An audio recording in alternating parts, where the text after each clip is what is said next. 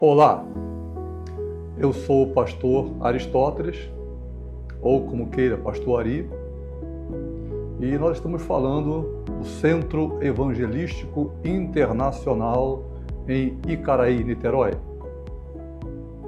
E ele está situado à rua Lemos Cunha, 577. Na entrada do túnel para São Francisco. É fácil chegar aqui.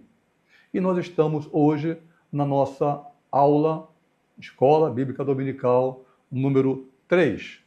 O assunto de hoje é o Pai enviou o Filho, mas o assunto do trimestre é a Santíssima Trindade. Nós temos esse tipo de revista das casas publicadoras da Assembleia de Deus, ou essa menorzinha aqui. Tá? A igreja, ela disponibiliza para os seus alunos essa daqui. Eu mesmo tive que ir lá na CPAD para comprar isso aqui, porque não tem interesse nosso, né? E se você quiser participar aqui presencialmente, seja bem-vindo, tá? Nós temos classes diversas, tá? Casais, homens, mulheres, pode ficar junto também, não tem problema não. Tá? Adolescentes. E se você gostar, se matricular, você vai receber uma revista como esta, tá bom? Uma revista gratuitamente, obviamente, né? E você poderá assistir às aulas aqui presencialmente. A dinâmica é um pouco diferente, né? Porque presencialmente você pode fazer perguntas, né, tirar dúvidas, é diferente. Mas estamos aqui hoje, então, neste dia maravilhoso que o Senhor nosso Deus criou, e hoje é dia 18 de janeiro de 2026. Vamos orar? Senhor nosso Deus, nosso Pai querido e amado, em nome de Jesus, ó Pai. Estamos agora na Tua presença, o início desta aula, pedindo a Ti, Senhor, graça e misericórdia, porque está escrito, Senhor, serão ensinados por Deus. Então, Senhor, inspira-nos neste momento, que a Tua inspiração venha sobre nós, para que possamos eu aprender e os alunos também, Senhor. Enquanto eles ouvem, fala, Senhor, ó Espírito Santo, fala com cada um, Senhor, e que a Tua paz, que excede a todo entendimento, esteja sobre cada vida, cada família, em nome de Jesus. Amém, Senhor. Então, como eu disse, o tema de hoje é o Pai enviou o Filho.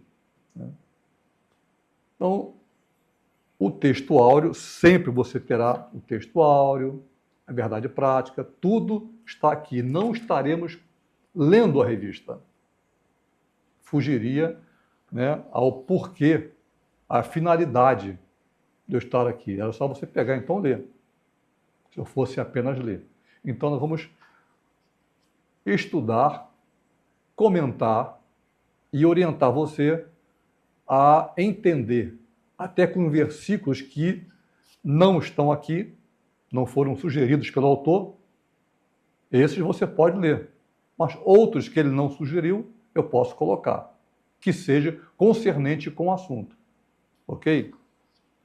Então, o texto áureo está na primeira epístola de João, capítulo 9, capítulo 4, versículo 9. Estamos seguindo como o autor, o comentarista da revista, está usando a edição Almeida, Revista e Corrigida. Se a tua é outra, Almeida, Corrigida e Fiel,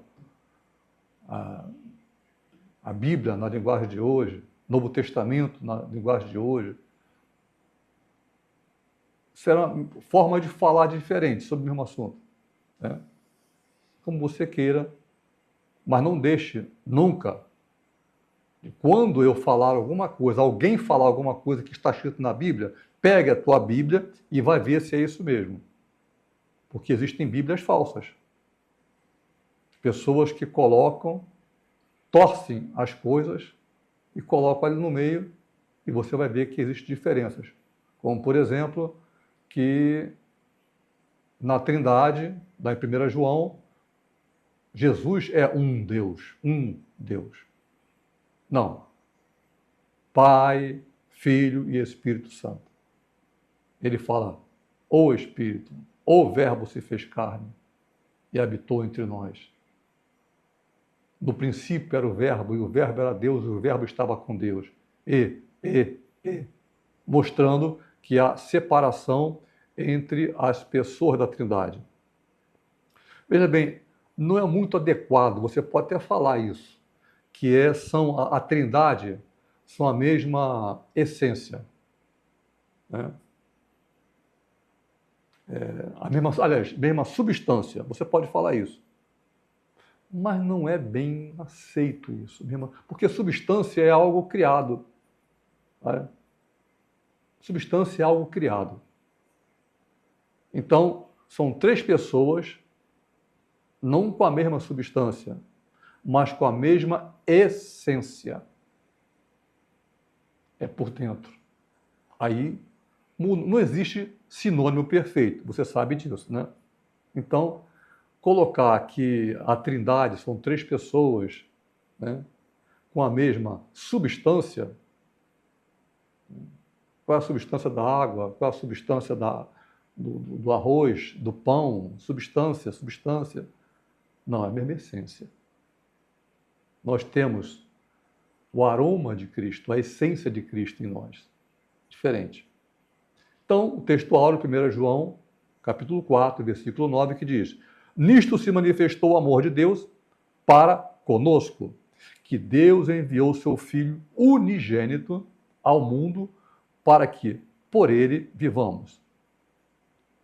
Verdade prática diz: o envio do Filho revela o amor do Pai e a perfeita unidade da Trindade no plano de salvação, garantindo a redenção e a adoção dos crentes. A adoção de filhos, tá? A leitura bíblica em classe, dessa vez a revista propõe três textos.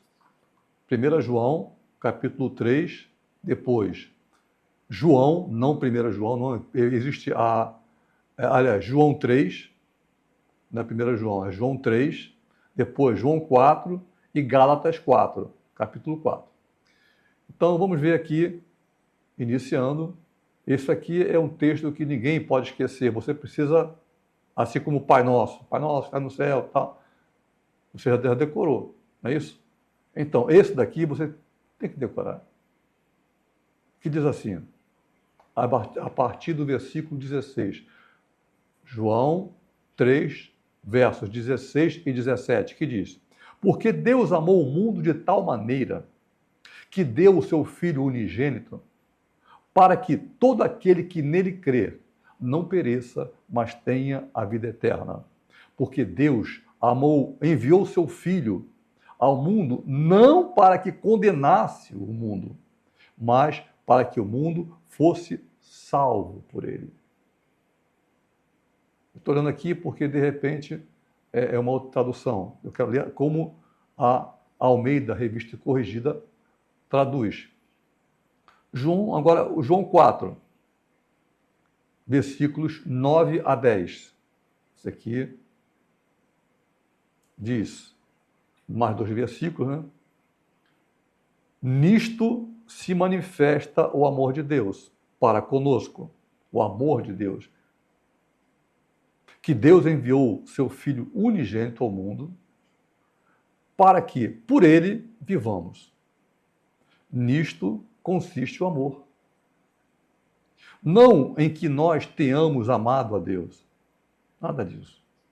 Mas que ele nos amou primeiro e enviou seu Filho como propiciação pelos nossos pecados, justamente numa época em que estávamos pecando e o Senhor, ele diz, olha, aquele que peca constitui-se inimigo de Deus. O que ama as coisas do mundo, o que ama e que vive por elas, constitui-se inimigo de Deus.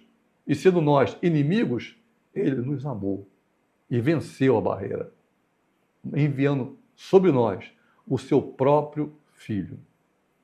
Gálatas 4, versículo 4, 5 e 6, que diz: mas, vindo a plenitude dos tempos, vamos falar sobre isso, Deus enviou seu Filho, nascido de mulher, nascido sob a lei, para remir os que estavam debaixo da lei, a fim de recebermos a adoção de filhos. E porque sois filhos, Deus enviou aos nossos corações o Espírito do seu Filho, que clama, Abba, Pai. Este termo Abba é definido como paizinho, papai. Isso, para o judeu, era um negócio meio difícil, porque chamar Deus de pai era uma coisa muito nova. Nunca ninguém falou isso em todo o Antigo Testamento. Pai, nunca. E aparece Jesus falando, Pai, o meu Pai me enviou.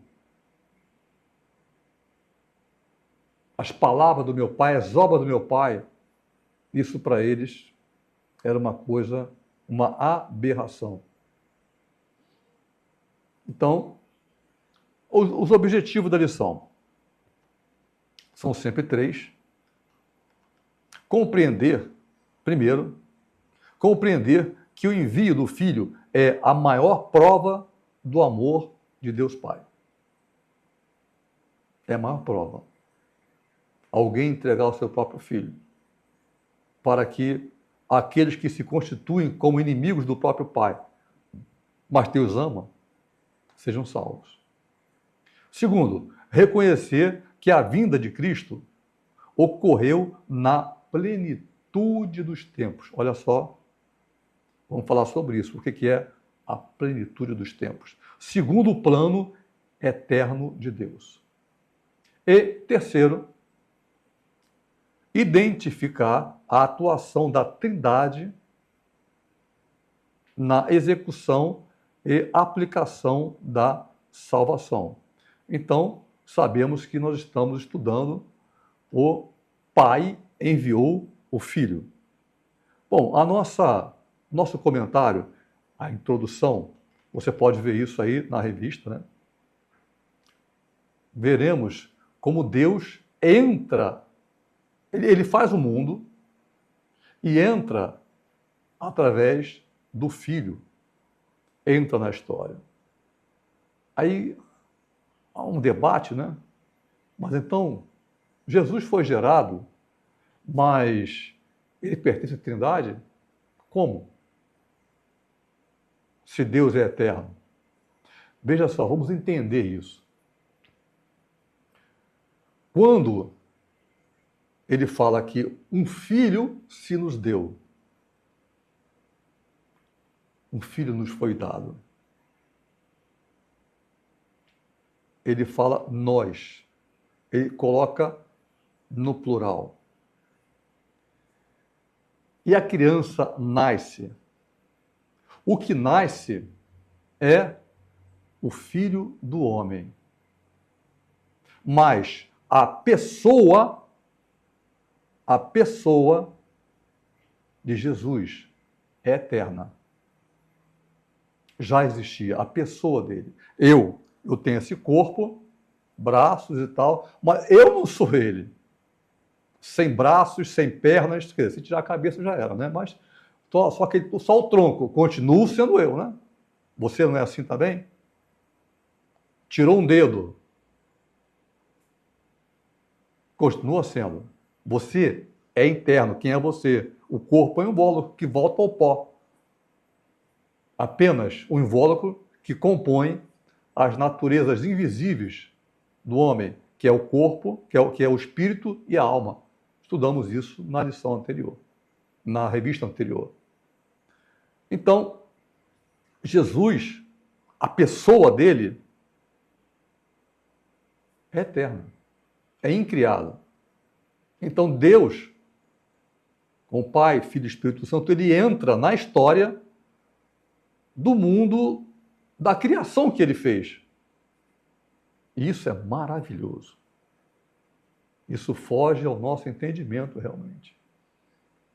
Que Deus amou o mundo de tal maneira que ele mesmo tenha se dado na figura do seu Filho para que nós, para se sacrificar, para que nós tivéssemos o preço sobre nossos pecados.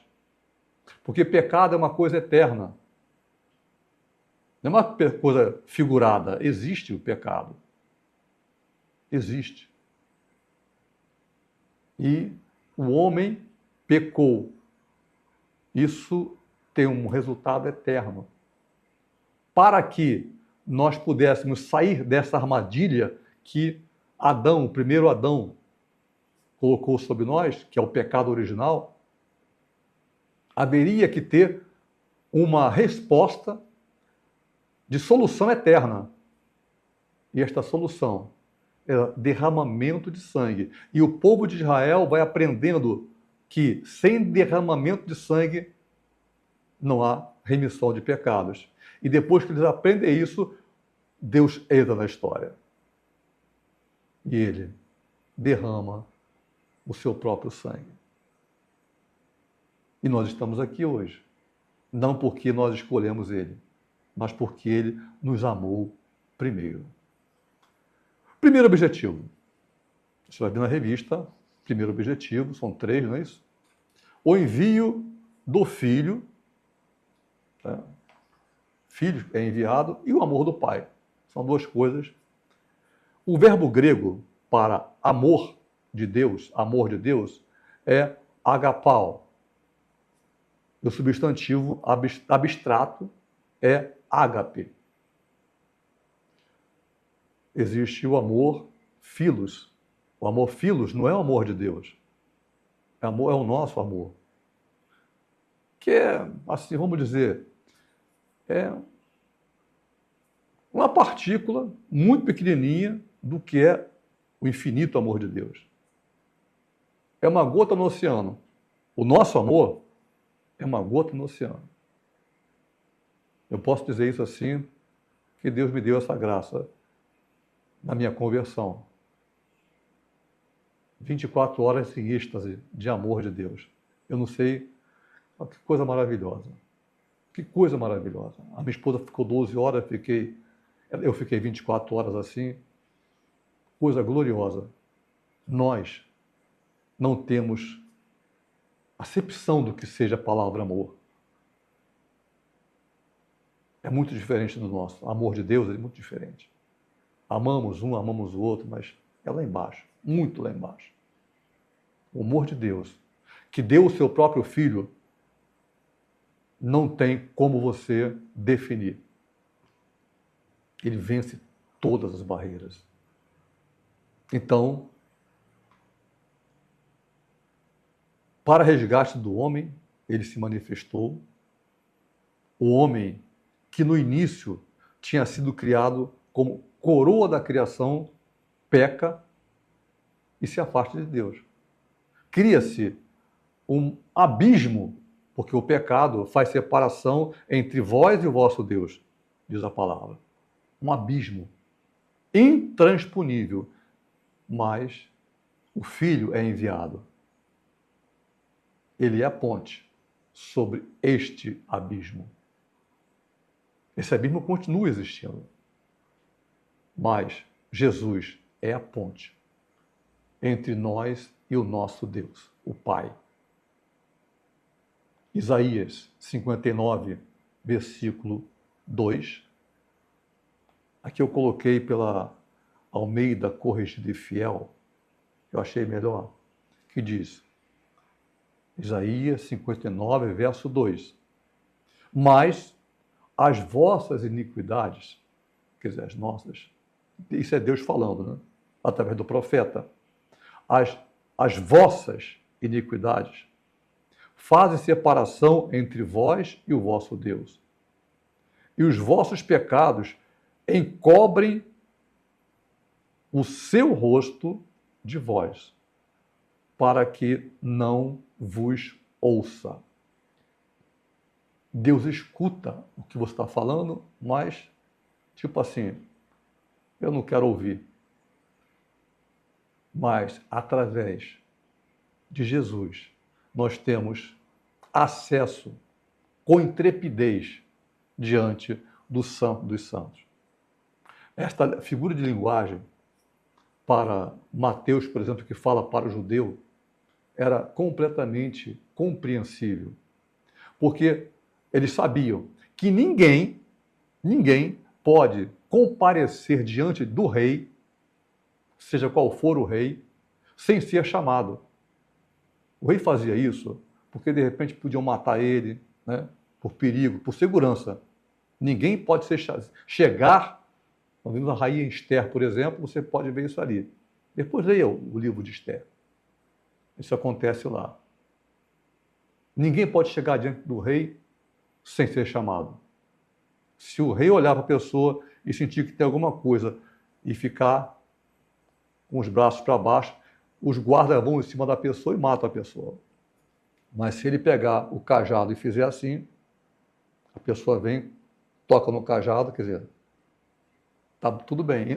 Veja só como é a coisa para se aproximar do rei. Nós temos essa graça, esse privilégio de nos apresentar com intrepidez, entrar assim, ó, entrei, pelo nome de Jesus, pelo sangue do Cordeiro.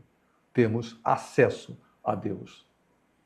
Então, João, no capítulo 3, verso 16, da leitura bíblica em classe, porque Deus amou o mundo de tal maneira que deu seu Filho unigênito, para que todo aquele que nele crê não pereça, mas tenha a vida eterna.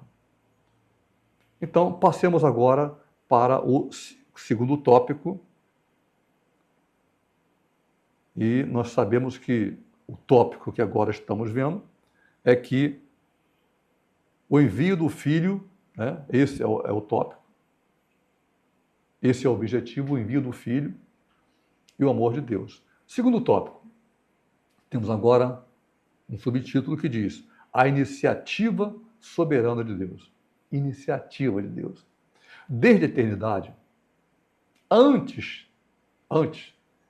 lá do Éden, da queda, que ali tem o pecado original, Deus traçou um plano de redenção em seu Filho, através de seu Filho. Ele fala, olha, ele te ferirá o calcanhar, mas você vai morder o calcanhar dele, você vai machucar ele. Esse sangue, esse veneno, não vai fazer efeito nele. Mas saiba, ele vai te esmagar a tua cabeça. Essa é a primeira palavra profética de redenção do homem. Então, o homem cai numa armadilha causada, provocada por Satanás. Já falamos aqui sobre isso. Fala com a mulher, e a mulher, você não sabe de nada, eu não posso comer? Eu posso comer de qualquer coisa daqui, não posso daquela árvore dali, ó. E aí, já deu assunto.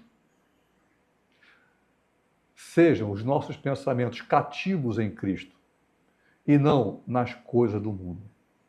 Seja a nossa alegria maior conversar com Deus, falar com Ele, porque Ele quer responder.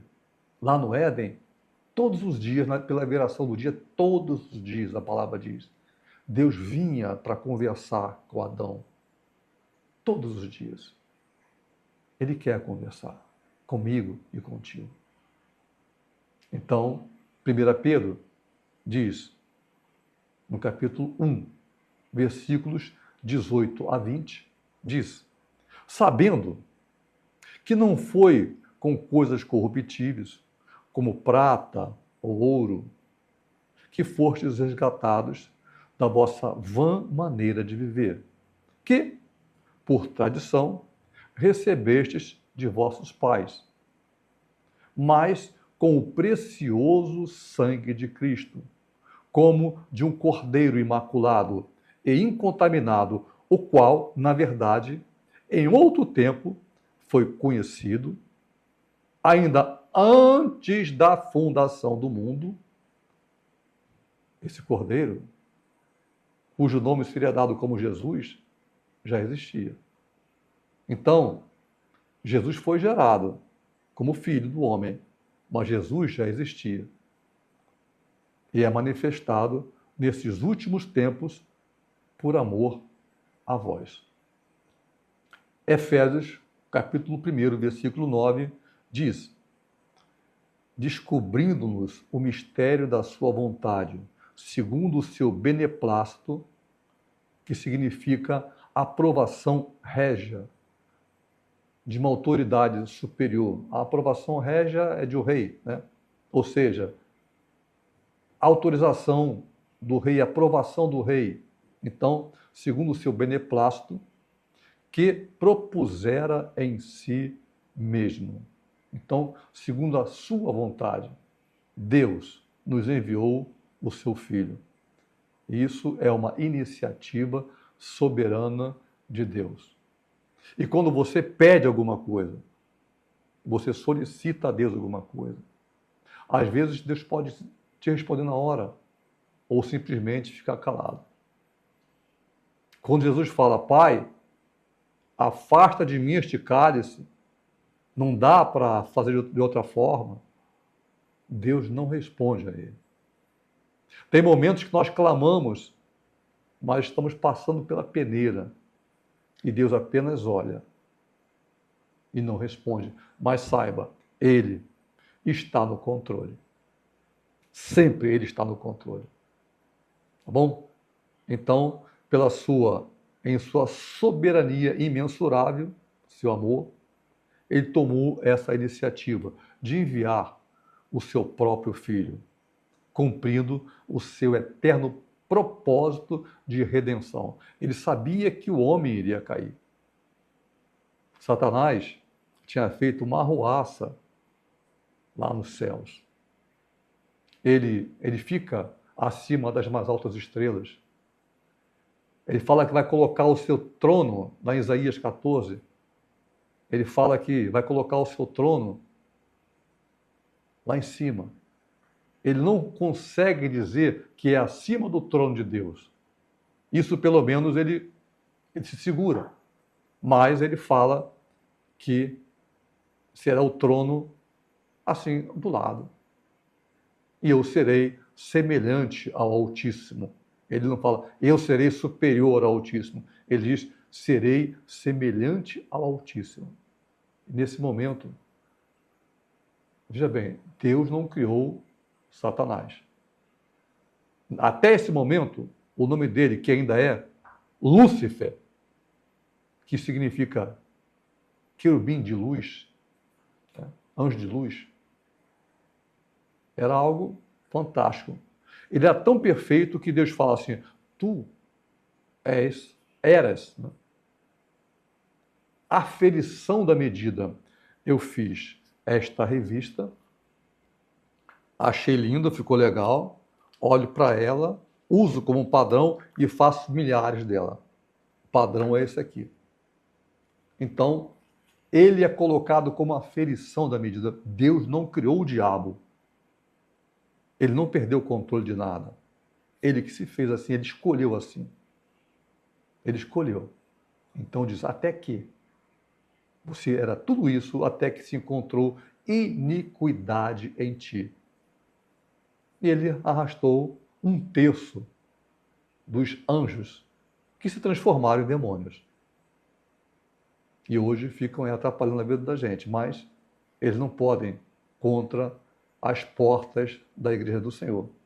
As portas do inferno não conseguem ficar de pé diante do poder de Deus através da igreja do Senhor.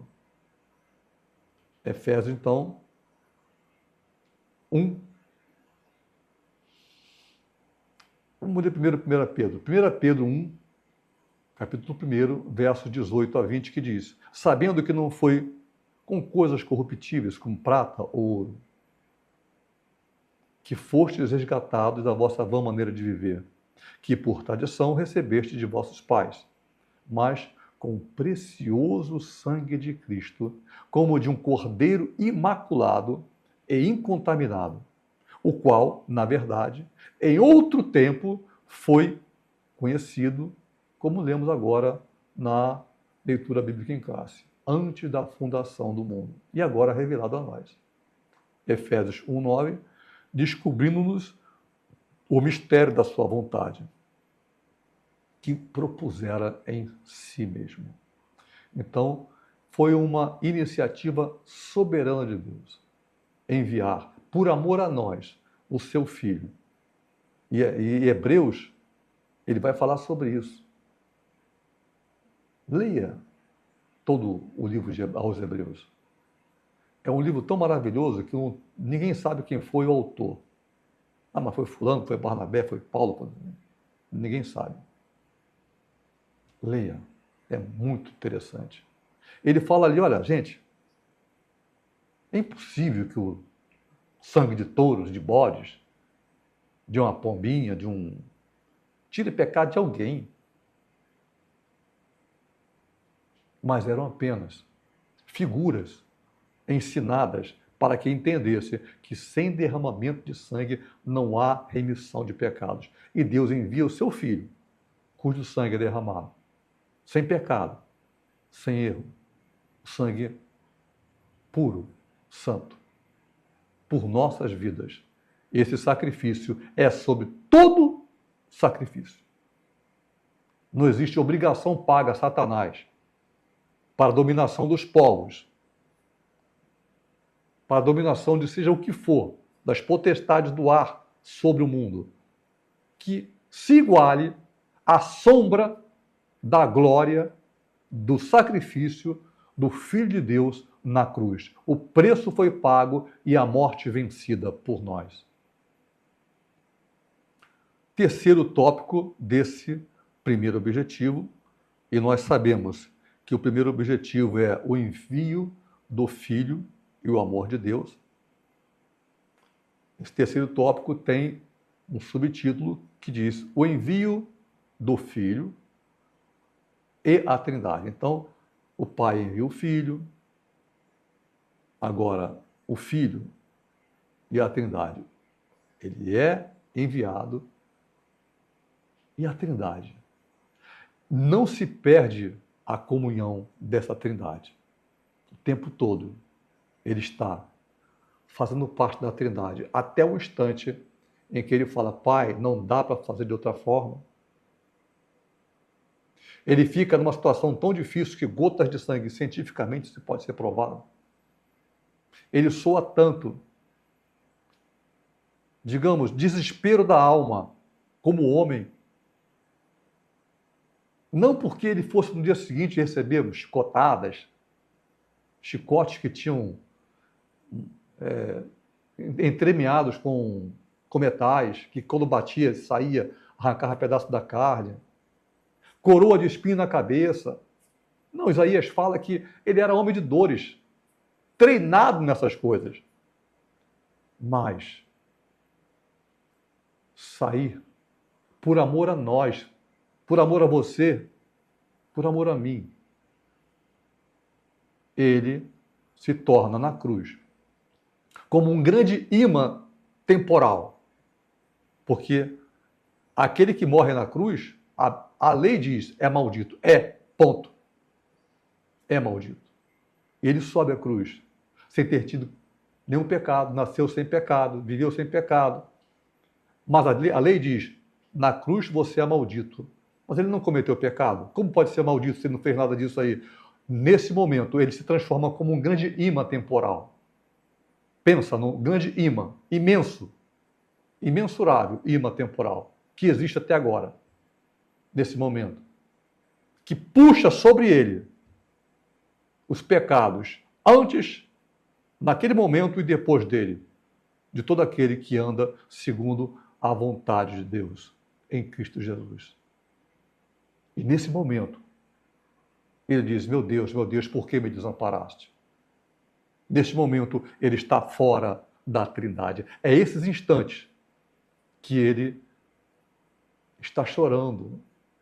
Pai, não tem outra forma. Não tem outra forma, Pai.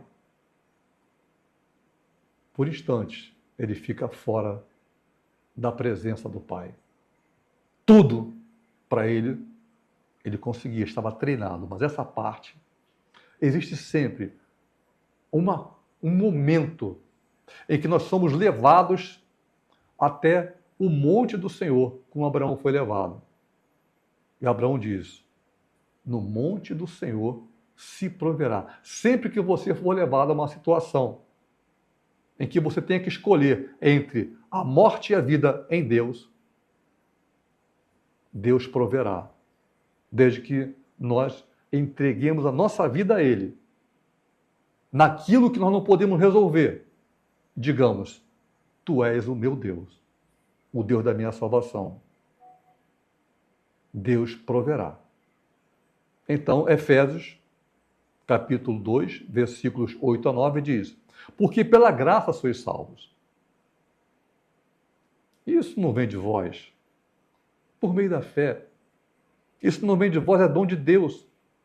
Não vem das obras, para que ninguém se glorie. Não, que eu faço isso, que eu faço aquilo, então vou para o céu. Se fosse isso, então por que Jesus veio? Porque ele morreu na cruz, se aquilo que eu faço, ajudando, eu faço porque eu sou salvo, não para ser salvo. Entendeu? Há uma diferença muito grande, gritante. Eu não faço a ajuda ao próximo para ser salvo, porque se fosse isso, eu estou nesse momento anulando a cruz de Cristo. Ele diz: eu sou o caminho, a verdade e a vida, ninguém vem ao Pai senão por mim. Mas eu faço, você faz, porque você é salvo e você se alegra em poder ajudar o próximo, em orar pelo próximo, porque as obras de Deus, através do Filho, já estão à tua disposição para que você as pratique e cresça na fé. Então, agora saímos do primeiro objetivo, e o primeiro objetivo é o envio do Filho e o amor de Deus. Agora passamos para o segundo objetivo, o Filho e a plenitude dos tempos, que diz, no primeiro tópico desse segundo objetivo, a preparação histórica e religiosa. O envio do Messias, ou Messias para o termo hebraico, ou Cristo para o termo grego, não foi um plano improvisado, mas um desígnio eterno, cumprido na plenitude dos tempos. Gálatas, você pode ver isso em Gálatas 4, versículo 4. Nós não vamos ler isso aí, mas você pode ver lá, desliga e veja lá, Gálatas 4, versículo 4. A Trindade, em perfeita sabedoria e unidade, determinou o momento exato para a execução do plano redentor. A cultura grega unificou o mundo naquele tempo por meio do grego koiné, o grego falado entre os povos. Eram várias nações, desde que a Grécia, né? Alexandre o Grande, com aquele império imenso, de repente as coisas vão ficando diferentes, né? E um dia entra Roma e toma conta do mundo. Roma, que falava o latim, ela mantém o grego como língua universal. O grego foi a origem, então, do Novo Testamento, que foi traduzido do hebraico na Septuaginta, que eram 72 sábios. Chama-se de Septuaginta porque termo 70.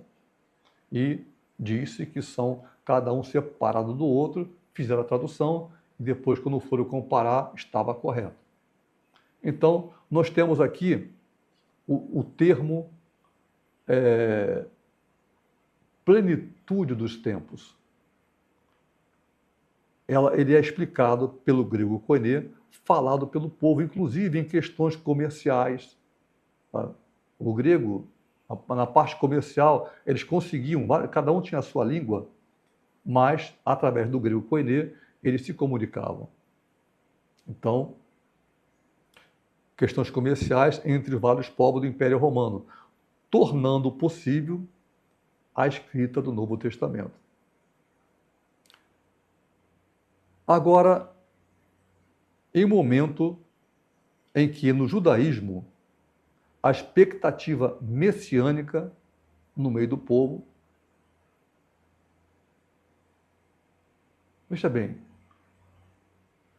existiam sempre os profetas. Quem é um profeta? O profeta é uma pessoa que escuta de Deus e traz para o homem. Quem é um sacerdote? Escuta do homem, ouve e leva a Deus. Então, já havia, nesse momento aqui, 400 anos, é chamado de 400 anos de silêncio, sem profeta. Acabou. Acabou. Quem apareceu como profeta, que Jesus classifica como profeta, foi João Batista. Agora, nesse momento, vem João Batista batizando lá no meio do deserto, no Rio Jordão, onde não tinha ninguém. Ele não vinha nem procurar as pessoas ouviam, e tem um profeta aí, será que é o Messias? Ele não pregava, ele falava alguma coisa, era batismo do arrependimento, batizai-vos, arrependei-vos e sejais batizados. Porque eles estavam sendo dominados pelos gentios, pelos romanos, e a todo tempo, eles, enquanto isso acontecia, eles diziam, quando virá o Messias? Quando virá o Messias? E quando Jesus aparece, com aquela briga, não é, alguém diz assim, será que se esse aí não for o Messias, quando o Messias chegar, ele conseguirá fazer essas coisas que esse aqui faz? Os sinais que ele faz? Dizendo assim, o Messias chegou. Então, a parte religiosa estava preparada para o envio. E quando Jesus aparece, João Batista aponta e diz, eis, pessoal, presta atenção aqui, é aquele lá, eu não sou digno de, me inclinando sobre ele, desatar as sandálias dos seus pés. Eu não sou digno. Ele é o Cordeiro de Deus. Ele é quem tira os pecados do mundo. Eles entenderam qual era a figura de linguagem. O povo judeu, ele entende que Jesus era diferente. Ele prega diferente dos escribas e fariseus. Ele fala diferente, ele é diferente, vamos escutar ele. É bom ter os ouvidos abertos, o desejo de ouvir as maravilhas de Deus. 2 Timóteo, no capítulo 2, versos 9 e 10, diz, foi Deus quem nos salvou.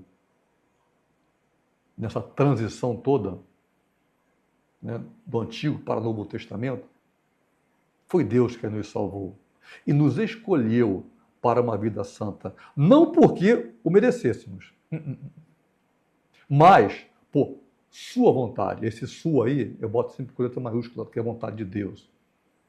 Sua vontade e misericórdia, que manifestou através de Cristo Jesus, e segundo um plano bem estabelecido, já antes da fundação do mundo, antes da criação do mundo.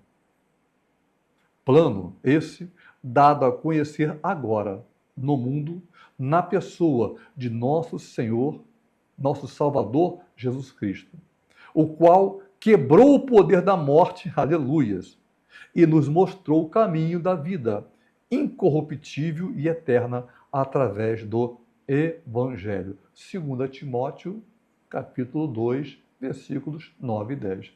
É isso que está escrito lá. Vamos agora, então, para esse foi o primeiro tópico, né? Que diz, nesse primeiro tópico, a preparação histórica. Então, depois de 400 anos de silêncio, eles estavam preparados. E Deus, nesse momento, envia o seu filho, já com o povo preparado. Eles não suportavam serem dominados por seja quem for, romano, seja lá o que for. Eles eram o povo de Deus, não podiam ser tocados, mas nós erramos. Por isso estamos passando por isso. O Messias virá. Segundo tópico desse segundo objetivo. O segundo objetivo é o Filho e a plenitude dos tempos. Tem agora o subtítulo, o Filho nascido sob a lei. Sobre a lei do Antigo Testamento.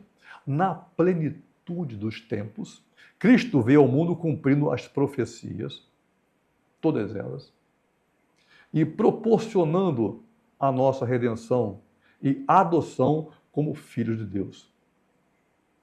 Adoção, fomos adotados.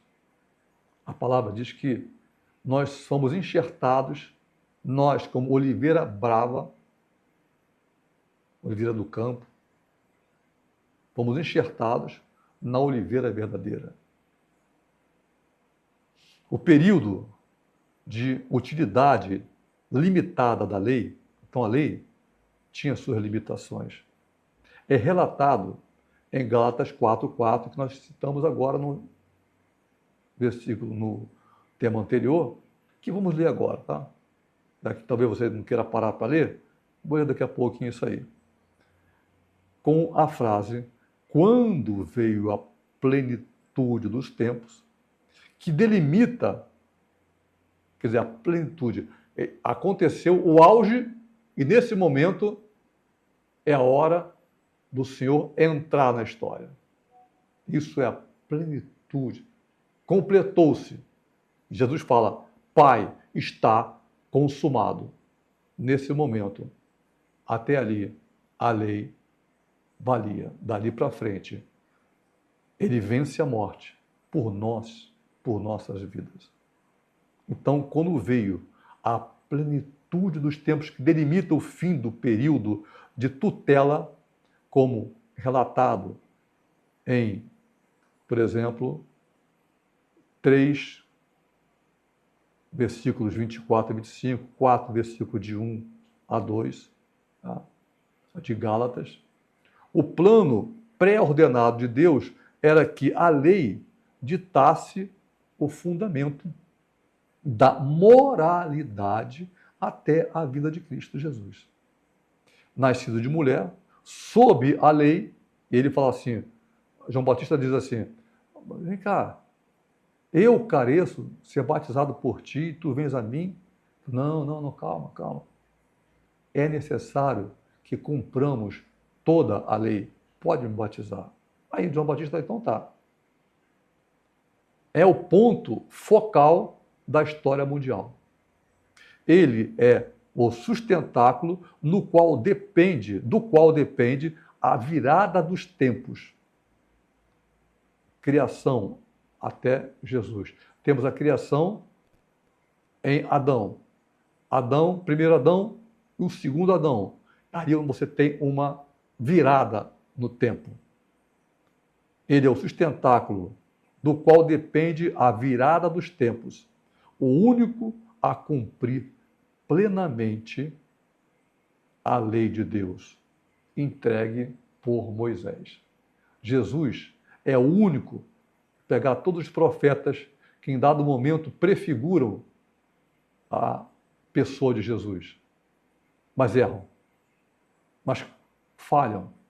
O único que realmente cumpriu toda a lei foi Jesus. Gálatas 4, versículo 4. Vamos ver de 4 a 6, tá? que diz assim: mas vindo a plenitude dos tempos, Deus enviou o seu filho, nascido de mulher, nascido sob a lei, para remir os que estavam debaixo da lei, a fim de recebermos a adoção de filhos. Só versículo 4 e 5 só.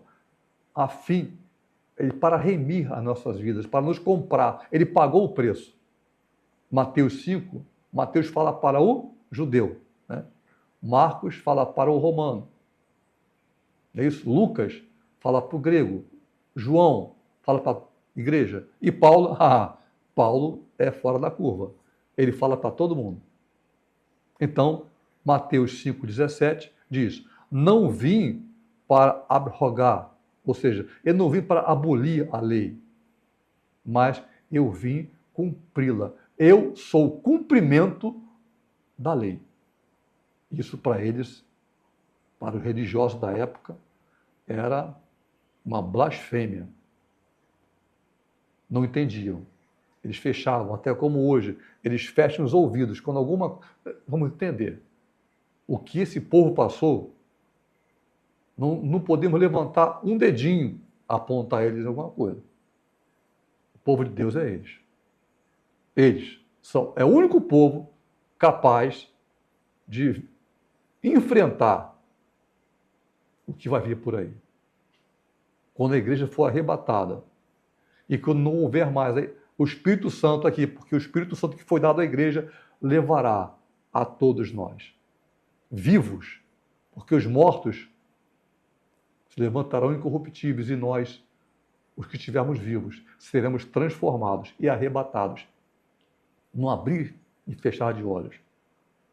Aí o anticristo vai ter um campo imenso para ele fazer o que ele quiser. Mas o povo de Israel é o único capaz de enfrentar essa situação. Não existe povo no mundo que tenha essa capacidade, que tenha sido treinado para isso. Então, entendemos que eles fecham os ouvidos e dizendo assim: olha, não me interessa o que você está dizendo uma coisa que eu não conheço, então não quero ouvir, não quero ouvir, não quero ouvir. Só um judeu pode pregar para outro judeu. João 6, verso Gálatas, chegamos agora ao terceiro objetivo. Acabamos o primeiro objetivo, a adoção de filhos. Nós fomos adotados. Na plenitude dos filhos, fomos adotados como filhos. E a lei romana mostra que quando alguém é adotado, ele assume, recebe todos os direitos do filho legítimo. Nós somos abençoados com todas as bênçãos espirituais em Cristo Jesus. Todas. Terceiro objetivo agora, estamos agora no último objetivo, que diz: a Trindade, Pai, Filho e Espírito Santo, no plano da salvação.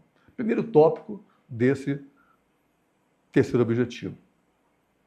A vontade do Pai realizada pelo Filho. O plano de salvação é obra da Trindade. O Pai envia. O Filho, que veio ao mundo para cumprir a vontade do Pai, executa. E o Espírito Santo aplica os ensinamentos, orientando, ensinando todas as coisas. A obediência de Jesus, a desobediência do primeiro Adão, fez todo esse caos. A obediência de Jesus, completa obediência, em fazer a vontade do Pai, ela é o tempo todo perfeita, revelando plena submissão ao Pai, em não deixar que alguém se perca. Que esta era a vontade. João 6, versículos 38 a 40 diz assim: porque Jesus falando, eu desci do céu. Bom, então peraí. Jesus, o Filho do Homem, nasceu, mas a pessoa de Jesus já existia. Tenta separar isso aí. Ele fala assim: te glorifico, ó Pai, com a glória que eu tinha contigo antes da fundação do mundo. Então, essa é a pessoa do Filho de Deus. O Filho do homem é o que nasceu. Porque eu desci do céu, não para fazer a minha vontade, mas a vontade daquele que me enviou. E a vontade do Pai, a gente chama de Pai. A vontade do Abba, do Paizinho. Então, isso é... Pai já era um troço difícil, chamar de Abba é... que não pode, mata ele, joga pedra nele. E a vontade do Pai que me enviou é esta, que nenhum de todos aqueles que me deu se perca, mas que eu o ressuscite no último dia. Olha aqui o arrebatamento da igreja. Porquanto a vontade daquele que me enviou é esta, que todo aquele que vê o Filho, crê nele, tenha vida eterna, e eu, ele, de novo, ele confirma, e eu o ressuscitarei no último dia. Mas como? A pessoa já morreu, o corpo já foi embora, hoje nós temos o DNA, né? A escrita, o DNA, que prefigura alguma coisa sobre cada átomo de cada pessoa, não é o outro átomo, é o próprio átomo, tem vida própria, tem o seu DNA, daquela posição de João, de Manel, de Pedro, de todo mundo. Nesse momento, os átomos que já estão catalogados por Deus virão. Nós ressuscitaremos. Aqueles que estivermos vivos e seremos arrebatados. O que estivermos vivos, nós seremos arrebatados. Assim como Jesus, que subiu aos céus. Então, ele desce do céu para fazer a vontade de Deus. A vontade do Pai, realizada no Filho aqui. Ninguém que o Pai deu a ele se perca. Então, saiba que Deus está no controle da tua vida. Deus está no controle da tua família, da tua casa. Deus não perdeu o controle. E que isso não seja um jargão. Ah, Deus está no controle. Não, fala devagar. Deus está no controle. Confirma isso, afirma isso. Deus está no controle, porque está. Desde antes da fundação do mundo. Objetivo.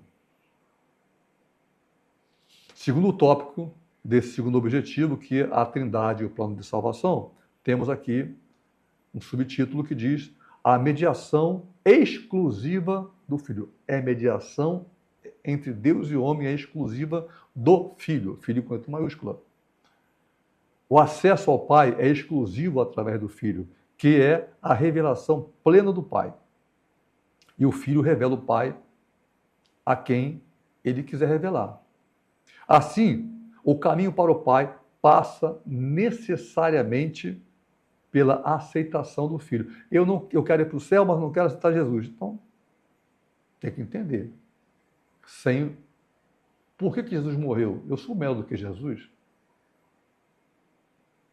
Eu lembro que quando a minha oração que eu fiz foi: Deus, eu acho que eu estou certo. Eu orei a Deus. Eu rezava, dezena de textos para que meus pais não se separassem. Às vezes eu parava um pouquinho e dizia assim: olha, me faz bem-aventurado, como tu fizeste Maria. Aí eu falava com Deus. Não era reza. Eu falava com ele. Me faz bem-aventurado, assim como tu fizeste Maria bem-aventurada. Me faz bem-aventurado entre os homens. Deus atendeu a minha oração. Eu senti a presença dele ali, quando eu falava isso. E um dia, eu orei a Deus e falei assim: olha, eu acho que eu estou certo. Porque aquilo que os meus pais me ensinaram, o legado que eles me deram, eu acho que está certo. Mas se eu estiver errado, eu vou para o inferno inocente, hein? Porque tu que conhece o meu coração, tu sabes que tudo que eu faço achando que eu estou certo. E tu sabes disso. Então eu protesto diante dos cartórios celestiais que se eu morrer e for condenado, eu serei condenado estando inocente, porque para mim eu acho que eu estou certo. Então me responde. Fala comigo. e eu te seguirei. E Deus começou. E Deus começou. Mas precisamos falar com Ele. Então, agora passamos aos pontos bíblicos dessa passagem, a mediação exclusiva do Filho. João 14, verso 6. Ele diz: eu sou o caminho, a verdade e a vida. Ninguém vem ao Pai se não for por mim. Se vier sem ser por Jesus, então eu estou anulando a cruz. Parece que foi uma coisa bonita, mas... João 1, versículo 8. Não era, falando sobre João Batista, por exemplo, existem pessoas que vêm que são santíssimas, que são coisas maravilhosas. Que coisa, esse cara aí, eu queria ser igual a ele. As pessoas que eu falei assim, eu queria ser igual a fulano, se desviava. Eu queria ser igual a que se desviava. No terceiro eu parei de falar isso. Eu tenho que ser igual a Cristo, ter a essência de Cristo. Então, João Batista, ele diz assim, ó, não era ele a luz, mas veio para que testificasse da luz. Então, existem pessoas que parecem que é muita coisa, mas não é. É só Jesus. Hebreus, capítulo 9, versos 15 e 16 diz: e por isso, Jesus é mediador de um novo testamento, para que, intervindo a morte, para a remissão das transgressões que havia debaixo do primeiro testamento, nós, os chamados, recebamos a promessa da herança eterna, porque onde há testamento, é necessário que haja alguém morrendo. Então, existe a morte de Jesus. No Antigo Testamento existia sacrifício feito por Abraão para que pudesse haver a lei. E a lei vem através de Moisés. Existe animais sendo mortos. É necessário para que tenha um testamento alguém morra. Mas foram animais. Agora existe no Novo Testamento o Cordeiro de Deus. Então, ele é mediador. Ele é o mediador entre o antigo e o novo. Ainda diz assim: afasta o antigo e estabeleça o novo. Não é mais importante. Tá? O Novo Testamento não é mais importante do que o Antigo. Ele é superior ao Antigo, é diferente. Porque ele cumpre o Antigo. Então, agora, o último e terceiro tópico, desse último e terceiro objetivo, nós temos aqui a aplicação da salvação pelo Espírito. É interessante observar que o Espírito Santo, que tem a função exclusiva na Trindade de convencer o ser humano do pecado, da justiça e do juízo, e que também é chamado de Espírito Consolador, Espírito de verdade, foi enviado pelo Pai e pelo Filho. Ele fala assim: eu tenho que ir. Eu tenho que ir. Porque se eu não for, eu não posso enviar ele. O Espírito Santo. É o Espírito que ilumina a mente para o conhecimento dos mistérios de Deus, regenera o pecador e ensina a verdade. Não tem esse negócio de que ir lá em cima, que não vai entender nada. João, capítulo 16, versos 8 a 11, diz: todavia, digo-vos, Jesus falando para os seus discípulos, digo-vos a verdade, que vos convém que eu vá. Ele estava falando que ele ia morrer, ele ia para Jerusalém, ia se sacrificar, estava todo mundo triste. E ele fala assim: não fique triste, convém que eu vá, porque se eu não for, o Consolador não virá a vós, mas se eu for, eu vou enviar ele para vocês. E quando ele vier, o Espírito Consolador, convencerá o mundo do pecado e da justiça e do juízo. Do pecado, porque não crê em mim. O pecado faz com que a pessoa, devagarzinho, se afaste de Deus. Dizem assim, ó, eu sei que você existe, mas eu prefiro não crer em você. Então, pecado porque não crê em mim. Da justiça, pecado, justiça e juízo, certo? Justiça, porque a justiça da lei foi completada. Eu vou para o Pai. E do juízo? Juízo, que mostra a presença de um juiz que bate o martelo, porque o príncipe deste mundo está julgado. Ele venceu a morte por nós. Ele venceu por nossas vidas. E na conclusão desta lição, nós vemos que o envio do Filho pelo Pai revela o amor eterno e soberano de Deus, destacando a perfeita unidade da Trindade na obra da salvação, e nos convida a viver em gratidão e obediência, visto que Deus não somente amou o mundo, mas agiu em favor dele, removendo a maldição advinda sobre a terra, pela desobediência do primeiro Adão. Então estamos aqui encerrando a nossa lição, assunto do trimestre, a Santíssima Trindade. E se você gostou, não estamos buscando like. Se quiser dar like, é com você mesmo, tá? Mas se você gostou, compartilha. Faça perguntas. Teve alguma dúvida? Ah, mas espera aí, essa parte aqui, olha, eu não entendi não, hein? Essa assim, nós vamos ler durante a semana, né? Se Deus não permitir que eu me lembre de ver, às vezes eu nem vejo às vezes, né? Isso acontece. Depois que eu vou lembrar, eu tenho que ver e tal, mas eu vou responder a você. Então, compartilha. Tá? E receba neste momento a bênção apostólica, que até aqui tínhamos feito a bênção sacerdotal, que mostrava o Antigo Testamento. Agora a bênção apostólica do Novo Testamento. Que o Senhor, nosso Deus, te abençoe e te guarde com o seu grande amor, o grande amor de Deus. Que a graça infinita de nosso Senhor Jesus Cristo e as doces consolações do Espírito Santo de Deus seja com a tua vida, com a tua casa e com a tua família, agora e para todo sempre.